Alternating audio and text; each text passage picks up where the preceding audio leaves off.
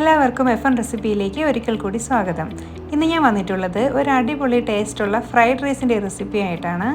എല്ലാവർക്കും തയ്യാറാക്കാൻ പറ്റുന്ന രീതിയിലുള്ള ഒരു ഫ്രൈഡ് റൈസാണിത്. വളരെ എളുപ്പത്തിന് ഈ ഫ്രൈഡ് റൈസ് നമുക്ക് തയ്യാറാക്കാവുന്നതാണ്. നമുക്കിത് എങ്ങനെ തയ്യാറാക്കുന്നതെന്ന് നോക്കാം. ബസ്മതി റൈസാണ് സാധാരണയായി ഫ്രൈഡ് റൈസിന് ഉപയോഗിക്കാറ്. ഞാൻ ഈ ഫ്രൈഡ് റൈസ് തയ്യാറാക്കാനായിട്ട് 2 കപ്പ് ബസ്മതി റൈസാണ് എടുത്തിട്ടുള്ളത്. ഒരു അരമണിക്കൂർ മുന്നേ വെള്ളത്തിലൊന്ന് കുതിർത്ത് വെച്ചിട്ടുണ്ടായിരുന്നു. ഇനി നമുക്ക് ഈ വെള്ളം ഇതിൽ നിന്ന് വാർത്തെടുക്കാം. ഫ്രൈഡ് റൈസിൻ്റെ റൈസ് തയ്യാറാക്കുന്നതിനായിട്ട് ഞാനൊരു പാൻ അടുപ്പത്ത് വെച്ച് പാൻ ചൂടായപ്പോൾ ഒരു 4 ടേബിൾ സ്പൂൺ നെയ്യ് ഒഴിച്ച് കൊടുത്തിട്ടുണ്ട്. നെയ്യൊന്ന് ചൂടായതിന് ശേഷം നമ്മൾ വെള്ളം വാർത്ത് വെച്ചേക്കുന്ന അരി ഇതിലോട്ട് ഇട്ട് കൊടുക്കാം. സാധാരണ ഫ്രൈഡ് റൈസിന് അരി വെള്ളത്തിൽ തിളപ്പിച്ച് ഊറ്റിയാണ് എടുക്കാറ്. അങ്ങനെ ചെയ്യുമ്പോൾ ചിലർക്കൊന്നും അതിൻ്റെ വേവ് കറക്റ്റായിട്ട് കിട്ടത്തില്ല. അങ്ങനെ വരുന്നവർക്ക് ഈ ഒരു രീതിയിൽ ചെയ്താൽ നല്ല പെർഫെക്റ്റ് ആയിട്ടുള്ള ഫ്രൈഡ് റൈസ് ഉണ്ടാക്കാൻ പറ്റും. അപ്പോൾ വെള്ളം വാർത്ത് വെച്ച അരിയെ നമുക്ക് ഈ നെയ്യിലോട്ടൊന്ന് ഇട്ട് കൊടുക്കാം. എന്നിട്ട് ഇതിനൊന്ന് വറുത്ത് കൊടുക്കണം നല്ല രീതിയിൽ. അരി വെന്ത് കഴിയുമ്പോൾ ചോറ് ഒന്നിനോടൊന്നും ഒട്ടാതെ കിട്ടാൻ വേണ്ടിയിട്ടാണ് നമ്മൾ ആദ്യം നെയ്യിൽ ഇങ്ങനെ ഒന്ന് വറുത്ത് കൊടുക്കുന്നത്. ഇപ്പോൾ ഞാനിവിടെ 2 കപ്പ് അരിയാണ് എടുത്തിട്ടുള്ളത്. അപ്പോൾ 2 കപ്പ് അരിക്ക് 3.5 കപ്പ് വെള്ളം വേണം. ആ വെള്ളം നമുക്കൊന്ന് തിളപ്പിക്കാനായിട്ട് വയ്ക്കാം. ഈ അരിയെ നെയ്യിൽ ഒരു 2-3 മിനിറ്റ് ഇങ്ങനെ ഒന്ന് വറുത്ത് കൊടുക്കണം.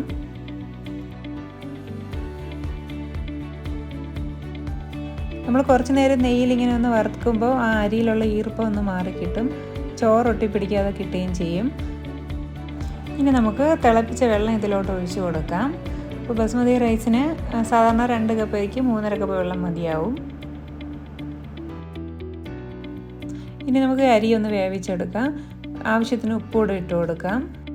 നന്നായി തിളച്ചതിന് ശേഷം മീഡിയം ടു ലോ ഫ്ലെയിമിൽ അടച്ചു വെച്ച് നമുക്ക് ഈ റൈസ് വേവിച്ചെടുക്കാം. ഈ ഫ്രൈഡ് റൈസിന് ആവശ്യമായി ചിക്കൻ തയ്യാറാക്കാനായിട്ട് ഞാൻ കുറച്ച് ബോൺലെസ് ചിക്കൻ എടുത്തിട്ടുണ്ട്. ചിക്കൻ ഉപ്പും കുരുമുളകും ഇട്ട് വേവിച്ചെടുത്താലും മതി. ഞാനിവിടെ ഫ്രൈ ചെയ്താണ് എടുക്കുന്നത്. ഫ്രൈ ചെയ്തെടുക്കുന്നത് നല്ല ടേസ്റ്റ് ആയിരിക്കും. അപ്പോൾ നമുക്കിതിന് ആവശ്യത്തിനുള്ള ഉപ്പിട്ട് കൊടുക്കാം. 1/2 ടീസ്പൂൺ മഞ്ഞൾപ്പൊടി ഇട്ട് കൊടുക്കാം. 1 ടീസ്പൂൺ മുളക് പൊടി ഇട്ട് കൊടുക്കാം. 1 ടീസ്പൂൺ കുരുമുളക് പൊടി ഇട്ട് കൊടുക്കാം. 1/2 ടീസ്പൂൺ ഗരം മസാലയും കൂടെ ചേർത്ത് കൊടുക്കാം. എന്നിട്ട് ഇതിനൊന്ന് മിക്സ് ചെയ്തെടുക്കാം. 1 സ്പൂൺ ഇഞ്ചി വെളുത്തുള്ളി പേസ്റ്റ് കൂടെ ചേർത്ത് നന്നായിട്ടൊന്ന് മിക്സ് ചെയ്ത് ഒരു 5 മിനിറ്റ് നമുക്കൊന്ന് റെസ്റ്റ് ചെയ്ത് വെക്കാം. 5 മിനിറ്റ് കഴിഞ്ഞതിന് ശേഷം നമുക്കിതിനൊന്ന് ഫ്രൈ ചെയ്തെടുക്കാം. ആ ചിക്കനെ നമുക്കൊന്ന് ഷാലോ ഫ്രൈ ചെയ്തെടുക്കാം. തണുത്തതിന് ശേഷം ചെറിയ പീസുകളാക്കി എടുക്കാം. അരി ഇവിടെ വെന്തിട്ടുണ്ട്. ഇനി നമുക്ക് ഫ്ലെയിം ഓഫ് ചെയ്യാം. അപ്പോൾ ആദ്യമേ തന്നെ നമ്മൾ ചോറ് തയ്യാറാക്കി വെക്കണം. ഇത് തണുത്തതിന് ശേഷമാണ് ഫ്രൈഡ് റൈസിനായിട്ട് നമ്മൾ എടുക്കുന്നത്. ഇനി നമുക്ക് ഫ്രൈഡ് റൈസിന് ആവശ്യമായ കുറച്ച് വെജിറ്റബിൾസ് എടുക്കാം. മെയിനായിട്ട് ഫ്രൈഡ് റൈസിന് സ്പ്രിംഗ് ഒണിയനും ക്യാപ്സിക്കമാണ് വേണ്ടത്. ഞാനിപ്പോൾ 3 കളർ ക്യാപ്സിക്കം എടുത്തിട്ടുണ്ട്. 3 കളർ ആയതുകൊണ്ട് കുറേശ്ശെയാണ് ഇതിൽ നിന്ന് ഇടുന്നത്. അപ്പോൾ ഗ്രീൻ കളർ ക്യാപ്സിക്കം മാത്രമാണെങ്കിൽ 1 ക്യാപ്സിക്കം എടുക്കണം. നമുക്കിതൊന്ന് കട്ട് ചെയ്തെടുക്കാം. ഞാനിവിടെ 3 കളർ ക്യാപ്സിക്കം ഒന്ന് കട്ട് ചെയ്തെടുത്തിട്ടുണ്ട്. അതുപോലെ കുറച്ച് ക്യാരറ്റ്, കുറച്ച് ബീൻസ്, സ്പ്രിംഗ് ഒണിയൻ ഇതെല്ലാം കട്ട് ചെയ്ത് വെച്ചിട്ടുണ്ട്. വെജിറ്റബിൾ ഫ്രൈഡ് റൈസ് തയ്യാറാക്കാനായിട്ടും ഈ വെജിറ്റബിൾസ് മാത്രം മതിയാവും. ചിക്കൻ ഒഴിവാക്കേണ്ട ആവശ്യമേ വരുന്നുള്ളൂ. ഇനി നമുക്ക് ഫ്രൈഡ് റൈസ് തയ്യാറാക്കാം. പാൻ അടുപ്പത്ത് വെച്ച് ഒരു 4 ടേബിൾ സ്പൂൺ സൺഫ്ലവർ ഓയിൽ ഒഴിച്ച് കൊടുത്തിട്ടുണ്ട്. അപ്പോൾ ഓയിൽ ചൂടായതിന് ശേഷം ആദ്യം നമുക്ക് ക്യാരറ്റ് ഇട്ട് കൊടുക്കാം. ആ ബീൻസും ഇതിൻ്റെ കൂടെ തന്നെ ഇട്ട് കൊടുക്കാം. എന്നിട്ട് ഇതിനൊന്ന് നന്നായിട്ടൊന്ന് മിക്സ് ചെയ്യാം. ഫുൾ ഫ്ലെയിമിൽ വെച്ചാണ് ഇനി നമ്മൾ ഫ്രൈഡ് റൈസ് തയ്യാറാക്കുന്നത്. 2 മിനിറ്റ് ഒന്ന് മൂടി വെച്ചിട്ടെടുക്കാം. ജസ്റ്റ് ഒന്ന് വെന്ത് കിട്ടിയാൽ മതി. ഇപ്പോൾ ഇവിടെ ഒരു പകുതി വേവായിട്ടുണ്ട്. ഇത് മതി. ഇനി നമുക്ക് ക്യാപ്സിക്കത്തിൻ്റെ കൂടെ ഒന്ന് ചേർത്ത് കൊടുക്കാം. റെഡ് കളർ ക്യാപ്സിക്കവും ഗ്രീൻ കളർ ക്യാപ്സിക്കവും യെല്ലോ കളർ ക്യാപ്സിക്കവും നമുക്ക് ഇതിൻ്റെ കൂടെ ഒന്ന് ചേർത്ത് കൊടുക്കാം.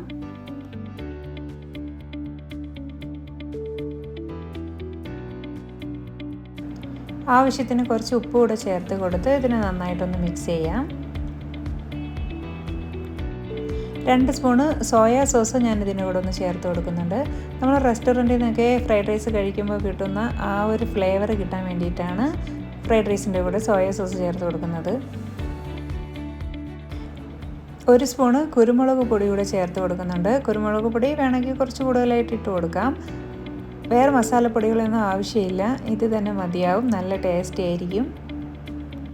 2 മുട്ട ഒന്ന് ചിക്കി എടുത്ത് വെച്ചിട്ടുണ്ടായിരുന്നു, അതുകൂടെ ഇതിൻ്റെ കൂടെ ഒന്ന് ചേർത്ത് കൊടുക്കാം. മുട്ട വറുത്തെടുത്തപ്പോഴും 1/2 ടീസ്പൂൺ കുരുമുളക് പൊടി ഞാൻ ചേർത്തിട്ടുണ്ടായിരുന്നു. നേരത്തെ ഫ്രൈ ചെയ്തെടുത്ത ചിക്കന് ചെറിയ പീസുകളാക്കിയിട്ട് ഇതിന് കൂടെ ഒന്ന് ചേർത്ത് കൊടുക്കാം. എന്നിട്ട് നന്നായിട്ട് ഇതെല്ലാം കൂടെ ഒന്ന് മിക്സ് ചെയ്തെടുക്കാം. അവസാനം നമുക്ക് ആ സ്പ്രിംഗ് ഒണിയനൂടെ ഇതിൻ്റെ കൂടെ ഒന്ന് ചേർത്ത് കൊടുക്കാം. ഇനി നമുക്ക് ചോറ് കൂടെ ഇട്ടൊന്ന് മിക്സ് ചെയ്തെടുത്താൽ മതി. അപ്പോൾ കൂടുതലുണ്ടെങ്കിൽ കുറേശ്ശെ ഒന്ന് മിക്സ് ചെയ്തെടുക്കുന്നതാണ് നല്ലത്. ഞാനിപ്പോൾ 2 പ്രാവശ്യമായിട്ടാണ് ചോറ് മിക്സ് ചെയ്തെടുക്കുന്നത്. അതുകൊണ്ട് ഞാനിതിൽ നിന്ന് പകുതി വെജിറ്റബിൾസ് ആദ്യം എടുത്ത് മാറ്റുന്നുണ്ട്. പകുതി വെജിറ്റബിൾ മാറ്റിയതിന് ശേഷം പകുതി ചോറ് ആദ്യം ഇതിലിട്ട് മിക്സ് ചെയ്തെടുത്തിട്ട് വീണ്ടും ബാക്കി പകുതി ചോറ് മിക്സ് ചെയ്താണ് എടുക്കുന്നത്. പകുതി ചോറ് നമുക്കിതിലോട്ട് ഇട്ട് കൊടുക്കാം. അപ്പോൾ ചോറ് നേരത്തെ റെഡിയാക്കി വെച്ചാലേ ചോറ് ഈ ഒരു പാകത്തിന് നമുക്ക് കിട്ടുള്ളൂ. തണുത്തിട്ടാകുമ്പോൾ ഒട്ടും കട്ടയൊന്നും ഇല്ലാതെ കിട്ടും. നമുക്കിതിനെ മിക്സ് ചെയ്യാം. അപ്പോൾ ചോറ് പൊടിഞ്ഞു പോകാത്ത രീതിയിൽ വേണം മിക്സ് ചെയ്യാൻ. അതുകൊണ്ടാണ് ഞാൻ ആദ്യം പകുതി ചോറിട്ടത്. സ്പൂൺ വെച്ച് മിക്സ് ചെയ്യുന്നതിനേക്കാളും ഇങ്ങനെ ഒന്ന് മിക്സ് ചെയ്തെടുത്താലും നല്ല രീതിയിൽ കിട്ടും. കുറച്ച് ചോറാകുമ്പോൾ ഇങ്ങനെ മിക്സ് ചെയ്തെടുക്കാനും സൗകര്യമായിരിക്കും. അപ്പോൾ ചോറൊന്ന് പൊടിഞ്ഞു പോകാതെ കിട്ടുകയും ചെയ്യും. ഇതുപോലെ തന്നെ ബാക്കി വെജിറ്റബിളും ചോറും കൂടെ നമുക്ക് ഇങ്ങനെ ഒന്ന് മിക്സ് ചെയ്തെടുക്കാം. അപ്പോൾ നമ്മുടെ ഫ്രൈഡ് റൈസ് ഇവിടെ റെഡി ആയിട്ടുണ്ട്. ഇനി നമുക്ക് ഫ്ലെയിം ഓഫ് ചെയ്യാം.